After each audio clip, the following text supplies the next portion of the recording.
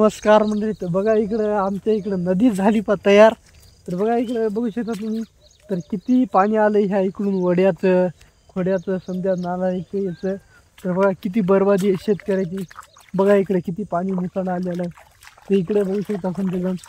तर बघा इकडून इकडं सट हे झाले पा, तर पाणी पाणी झाले पा. तर तुम्हाला इकडं पण दाखवतो पा. तर बघा इकडं सट हे झाली, एवढा गुडघ्या इतक्याला पाणी झाले. ते आपला वडा एवढा भरून चालय बा. हे इकडं आता सोयाबीन पण आपलं समजा खराब होतं काय की अजून जास्त पाणी आलंय पा.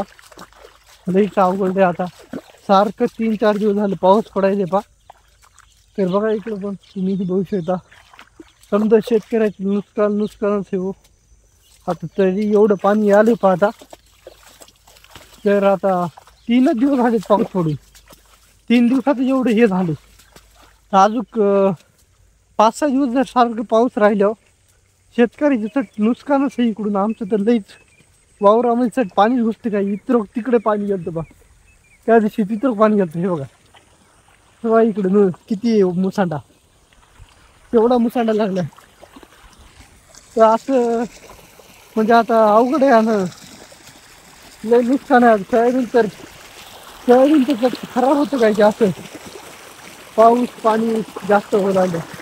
आता इकडं हे तिकडं आता इकडं पाणी आले पा. तर त्या दिवशी चित्र पाणी होते का तिकडे. त्या दिवशी चित्र पाणी होतं. तर तेवढं काय नव्हतं, काय वाटत गेलं. तर आज जरा वाढले तर चित्र गेलं तिथे पलीकडून जरासं. तर असंच आता शेतकऱ्याचं अवघडच आहे. जास्त पाणी पाऊस झालं तर समजा आपलं समजा मुख्यमंत्री येईन शेतकऱ्याला सपोर्ट करायला पाहिजे, विमा हे द्यायला पाहिजे. तर कसं आहे आता समजा येणं सपोर्ट केला शेतकरी चांगलं राहते समजा होते. तर बघा इकडे किती पाऊस पाणी झालेलं आहे आमच्या इकडं. सट आमच्या शेतात पाणीच पाणी झाले. लई झालंय बा पाऊस आमच्या इकडं. हे बघा इकडं त्या इथून तिकडं त्या तिकडं वडा आहे पा. त्या वड्यातून एक पाणी येते पा इकडे. आणि त्या वड्यातून जास्तच पाणी येते. तर कसं आहे चला मग इतर व्हिडिओ संपतो.